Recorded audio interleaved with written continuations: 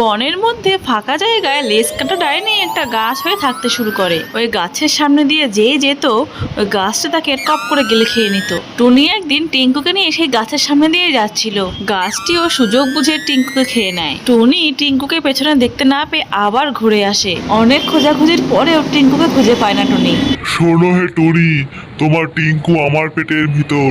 এখানে বেশি সময় নষ্ট করিস না, তাড়াতাড়ি কেটে পড়, নাহলে তোকেও কিন্তু খেয়ে নেবো। টুনি তখন সোজা তান্ত্রিকের কাছে গিয়ে সবটা খুলে বলে। এই নাও একটা মন্ত্রপুত খরগোশ। এই খরগোশটা যখন ওই গাছটা খাবে তখন গাছের মধ্যে থাকা ডাইনিটা জ্বলে পুড়ে মরে যাবে। তান্ত্রিকের কথা মতো টুনি সেই খরগোশটা গাছকে খাইয়ে দেয়। ওই মন্ত্রপুত খরগোশ খাওয়া মাত্রই গাছের মধ্যে থাকা লেজ কাটা দুষ্টু ডাইনির গায়ে আগুন ধরে ছটফট করতে থাকে।